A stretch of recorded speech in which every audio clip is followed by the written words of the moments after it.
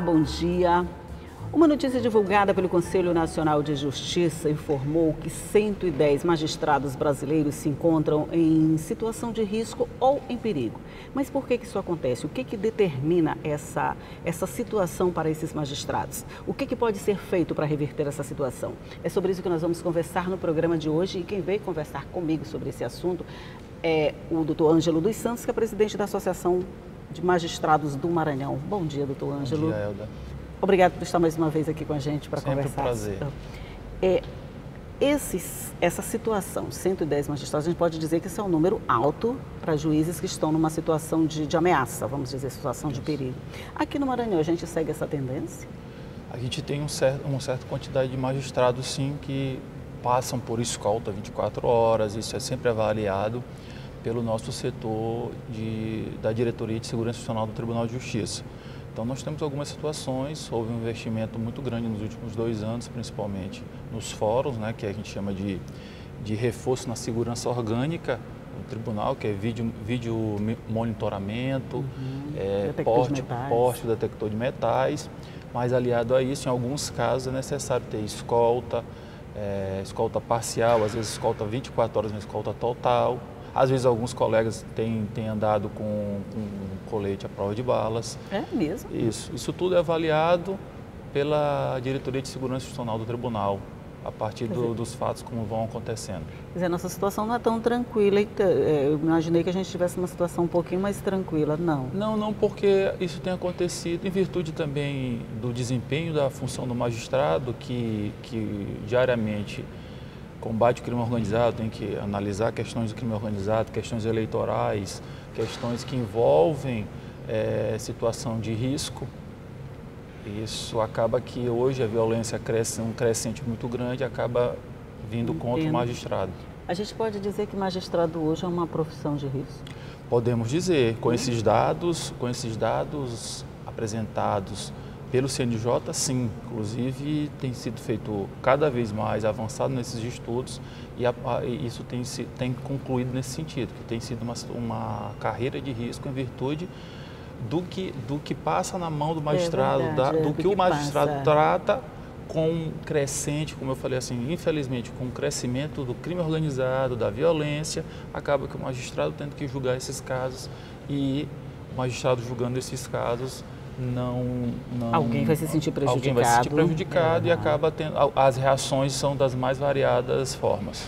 Até que ponto, doutor Ângelo, isso pode interferir no trabalho do magistrado? Eu não digo na sentença, no julgamento, mas na questão da insegurança, de não se sentir tranquilo para fazer esse tipo de trabalho. Essa é uma preocupação muito grande. Por isso, no caso no Maranhão, desde 2013 que a nossa associação ingressou com pedidos no tribunal justamente para isso, para que a gente pudesse incrementar o judiciário, incrementar as condições de trabalho do magistrado com maior segurança. É claro que você trazendo segurança no ambiente do fórum, não é segurança só para o magistrado, segurança para o servidor, para todos os atores do sistema de justiça. Então, todos aqueles que o jurisdicionado, o cidadão que está ali passando pelo fórum, isso tudo, todos esses atores, todas as pessoas envolvidas que passam pelo fórum diariamente, acabam que também sendo beneficiados por todo esse trabalho. Então, em 2013, em 2014, por lei estadual, foi criado o Fundo de Segurança, foi pedido pela Associação dos Magistrados, esse projeto de lei foi enviado à Assembleia, depois sancionado, e de lá para cá nós temos um fundo que tem uma arrecadação específica para investir de forma direta nesse trabalho, ou dando essas condições de melhor vamos dizer assim, segurança para o magistrado, justamente para que a gente possa evitar situações de extrema ameaça ao magistrado, que tem que, como todo ser humano, a gente acaba podendo interferir, não no momento da sentença, como você falou, mas se sentir ameaçado, porque envolve família também. No dia a dia, eu acho que não tem como ficar tranquilo. Se você se sente ameaçado, não tem como ficar tranquilo. Não digo lá na hora que você está estudando, você está fazendo o trabalho em si, mas o dia a dia deve sofrer uma certa interferência dessa situação toda. Todo trabalho de segurança gera restrições, né? Vídeo monitoramento, outros colegas que têm a escolta 24 horas, você, por onde estão determinados locais, você tem que passar por uma triagem, você tem que, a sua rotina, ela muda, as restrições aumentam. Então, nós temos que, o colega que passa por essa situação, ele vai ter que se adaptar a essa situação para exercer de forma, vamos dizer assim, de forma direta e de forma independente a sua função. Com toda certeza. Existem pontos, assim, que vocês podem dizer, essas comarcas aqui são mais vulneráveis, para usar uma palavra assim da moda, vamos dizer, essas situações aqui são mais pontuais aqui e ali, já dá para identificar? Nos últimos 2 anos, como eu falei, Elda, no nosso estado, nos últimos 2 anos, houve um investimento muito grande como um todo nos fóruns do estado, não só capital, não só grandes cidades, mas no interior, nas pequenas cidades, nas pequenas comarcas. Então houve um investimento principalmente de vídeo, monitoramento, de detector de metais e de segurança, vigilância 24 horas. Então hoje, quando nós visitamos os fóruns do interior, das comarcas de trânsito inicial e trânsito intermediário, nós já observamos que existe um padrão de itens de segurança nos fóruns. Então, nossa grande luta era essa, que todos os fóruns tivessem padrões, itens de segurança básicos, mínimos, para que gerasse segurança. E aí, com esses itens básicos nas comarcas, que nós pudéssemos avançar em outros pontos. Todas as comarcas já contam com esses dispositivos de segurança? Os números apontam, segundo dados do tribunal, mais de 100 comarcas. Já não todas, mas eu entendo que no ano de 2018 nós vamos abranger todas as comarcas do estado do Maranhão. Sim. Esse é um trabalho, como a gente falou, em 2014 o Fundo de Segurança, a lei do Fundo de Segurança foi aprovado, depois nós tivemos que estabelecer o conselho de administração desse fundo e os investimentos diretamente aconteceram no final de 2016, principalmente no ano de 2017 e agora em 2018. Ainda está bem recente. Então, tá, isso. Por quê? Por que eu falo da luta, da criação desse fundo através de um processo legislativo? Porque investir em segurança é um investimento muito alto. Sim. Então nós tínhamos que ter justamente um fundo específico para investimento nesse setor.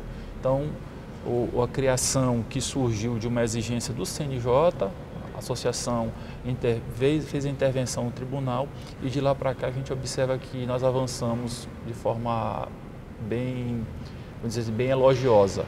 Ok, eu gostei desse nome, elogiosa.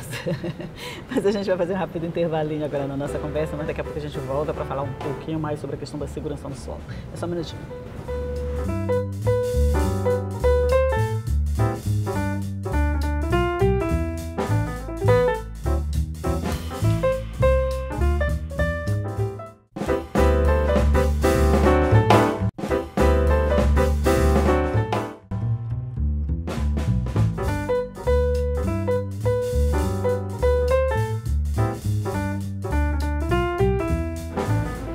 Volto aqui para mais um bloco de conversa sobre a questão da segurança nos fóruns.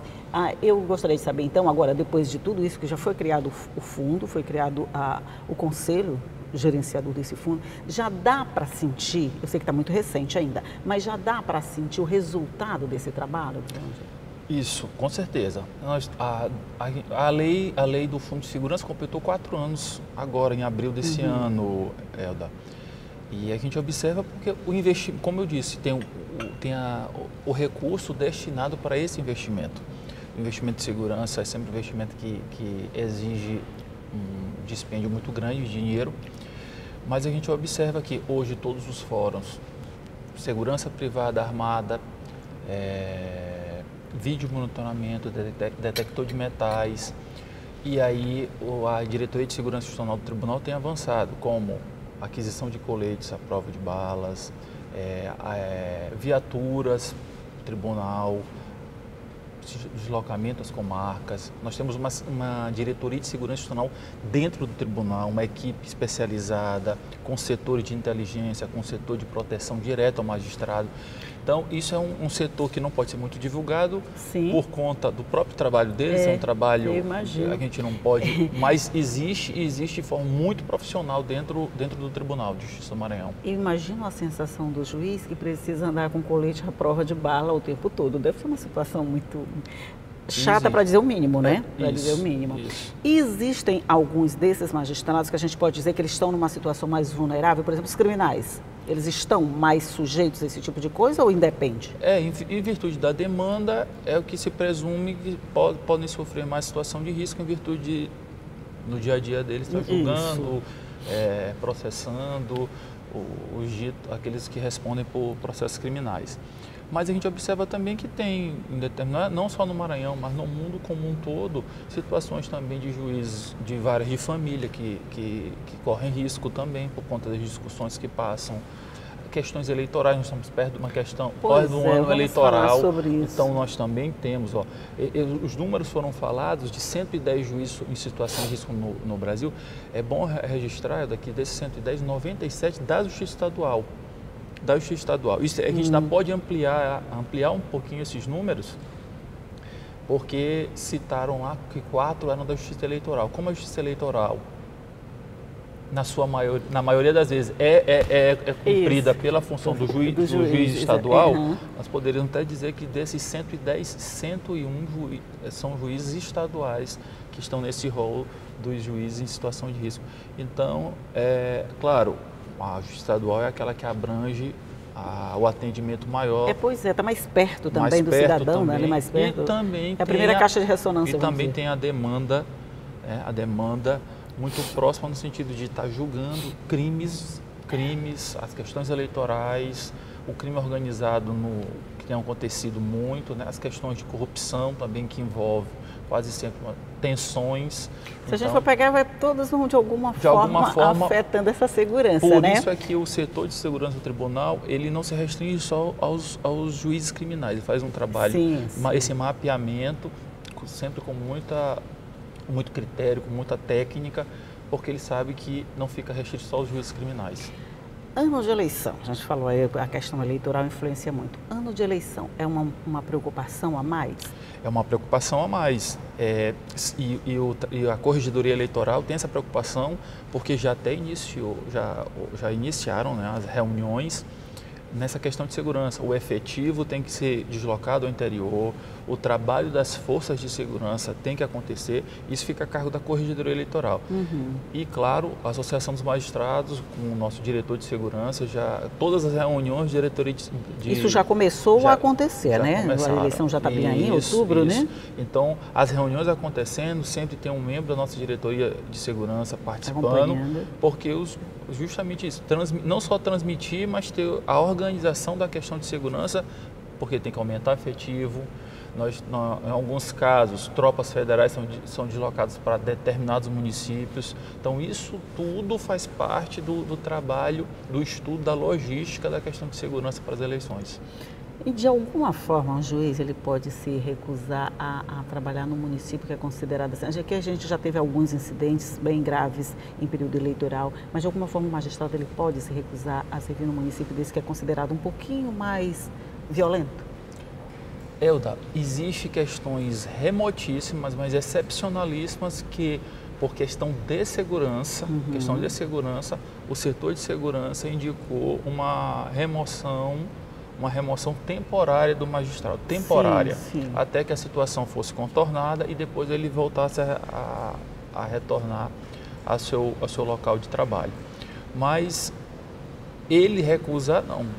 O que ele pode é direcionar o estudo para o setor competente e, sendo feito esse estudo, ele pode, além, claro, o primeiro caso é colocar todo o aparato de segurança. Se isso não for suficiente, aí sim, o que eles chamam, né, até nos dados foram citados isso, uma remoção temporária daquele local de trabalho, mas depois o magistrado contornar toda a situação, ele volta ao seu local de trabalho.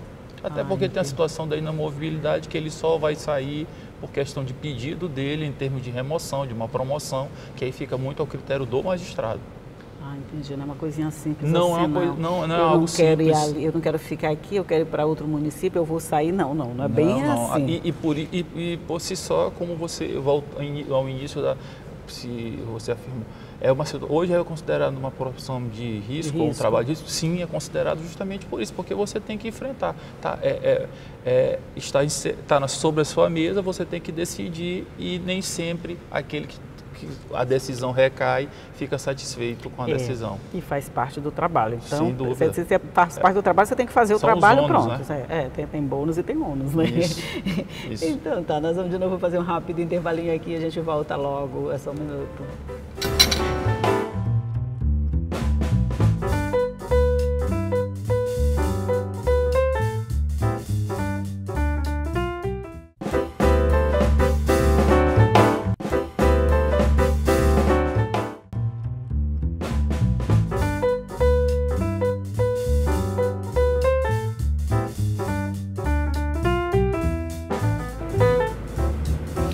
Chegamos aqui ao nosso último bloco de conversa sobre a questão da segurança dos magistrados no Brasil inteiro, porque a gente está falando de uma situação nacional, não é uma situação pontual aqui do Maranhão, né? São 110.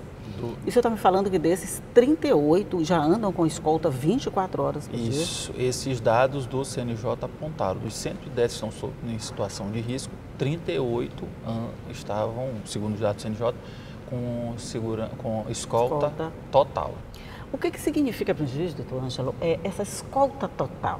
Quer dizer, o que isso representa no dia a dia de alguém que não, por exemplo, que não é militar, que não é policial, quer dizer, que oficialmente não estaria acostumado por força da profissão a passar por uma situação desse tipo? É escolta total 24 horas, né? Acompanhado por seguranças, então todos os atos dentro do fórum, da sua vida cotidiana, fora do ambiente de trabalho. Então, a ida no lazer, a ida na igreja, a ida no hospital, vai ter que ser acompanhado, protegido, vamos dizer assim, escoltado. Escoltado mesmo, né? Por policiais, por pessoas capacitadas nessa área. Nesse caso, só lhe interrompendo, nesse caso, quem anda com a escolta tem necessariamente que andar também com colete à prova de bala? Em regra, sim, né? Sim. Mas aí vai muito da situação do que a diretoria de segurança, do que a equipe. Mas em regra, né? ele está em risco. Porque se ele está em risco, se ele está andando escoltado, então o colete à prova de balas é mais um item de segurança a ser colocado à disposição do magistrado. Agora me ocorreu outra coisa, eu sou curiosa para chuchu, deixa eu lhe dizer. Por exemplo, um juiz, ele está lá no interior do Maranhão, a família dele está toda morando lá, ele entra nesse rol, vamos dizer assim, de juiz em situação de insegurança. Estou criando aqui um outro termo, né? Como é que faz com a família? Ele costuma tirar de lá? Ele vai se adaptar filho, mulher, todo mundo àquela situação? É importante falar que essa escolta, em determinados casos, dependendo do estudo feito, como eu disse, sempre um estudo feito, sempre um estudo criterioso do setor de segurança. Essa escolta também é ampliada até para a família, para aquele cônjuge, filhos, dependendo da situação que é avaliada. Não fica só restrito ao magistrado em si. Então a família também às vezes tem que andar escoltada, tem que andar monitorada, porque aquele que está tentando atingir a integridade física do magistrado, ele enxerga que no magistrado não pode, mas pode atingir entes queridos. Um filho do magistrado pode até doer muito mais, né? Com toda certeza. Então esse trabalho também tem que em alguns casos, tem que ser ampliado aos familiares do magistrado. O senhor acredita que esse trabalho que está sendo desenvolvido por essa Comissão de Segurança, com todos esses mecanismos que estão sendo colocados nos fóruns, à disposição dos juízes, essa coisa, a gente pode desacelerar esse processo? Não, pelo contrário. Como eu falei, essa crescente... Não, pode desacelerar no sentido dessa sensação de insegurança? A gente pode ter uma queda, né, nesse percentual de juízes em situação de risco? Eu entendo que com o trabalho cada vez mais intenso da magistratura, o enfrentamento à corrupção endêmica, crime organizado vai aumentar. E aumentando, toda ação há uma reação e, com certeza, os ditos criminosos, a partir do momento que forem julgados, processados, em tese, ou se presume que os riscos ou as ameaças aumentarão. Então o investimento de segurança ele tem que vir numa crescente também. O trabalho de investir em segurança, porque segurança você pode investir 23 horas e 58 minutos. Se em um minuto aquele técnico da segurança, aquele policial, se ele não estiver atento naquele minuto, pode acontecer algo trágico. Então, o investimento de segurança ele é diuturno, tem que acontecer.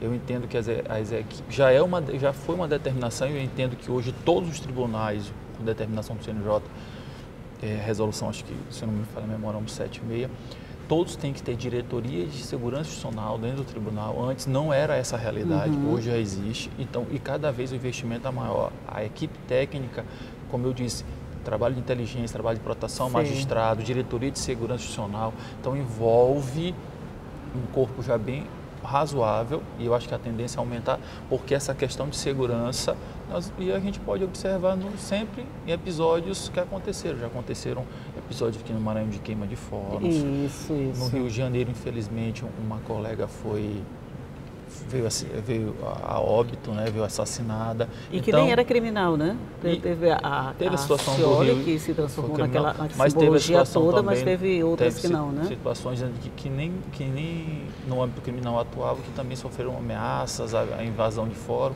Então, todo cuidado é pouco, e o investimento, eu acho que a tendência é que aumente. A gente pode dizer que hoje é um pouco mais difícil situações como aquela que a juíza passou quando o próprio detento chegou armado e que transformou ela numa refém, tocando fogo, essa coisa toda. Quer dizer, ele já não poderia entrar com uma arma hoje? A gente já chegou nessa situação?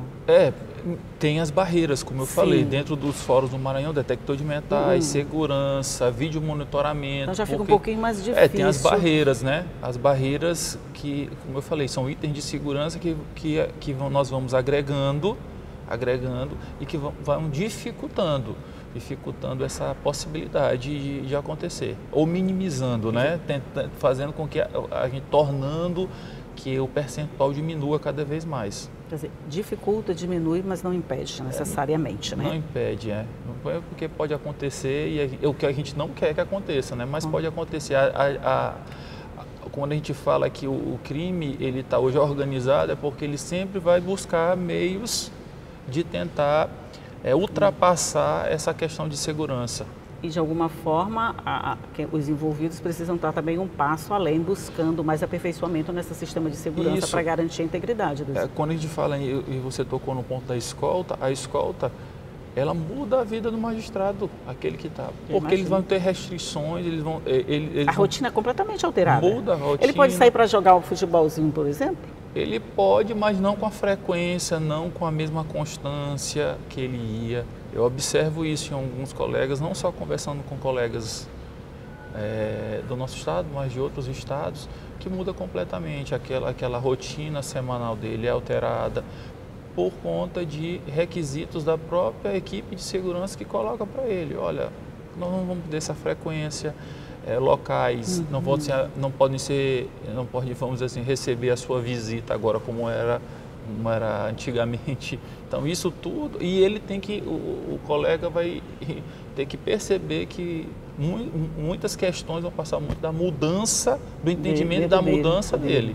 Quer dizer, colocado assim de uma forma bonitinha, você não pode mais visitar determinado local nesse horário, você não pode, mas, quer dizer, para ele que tem que assimilar aquela questão de segurança e se adaptar à nova situação. Claro. Até porque não tem outra alternativa, não tem. É isso, ou se arriscar de forma muito complicada, né? Só uma última pergunta. A expectativa de vocês agora até o fim do ano, com o ano eleitoral, essas divulgações, você acredita que pode ser um ano mais tranquilo do que nos anos anteriores? Em regra, Elda, as eleições gerais, elas tendem a ser mais tranquilas, porque as eleições municipais, elas aproximam muito, geram um clima muito tenso em cada uma das pequenas cidades. As municipais são mais apaixonantes, né? E principalmente ao magistrado, quando passa os processos de registro de candidatura. Então, isso tudo passa nas inúmeras zonas eleitorais espalhadas por esse Brasil afora.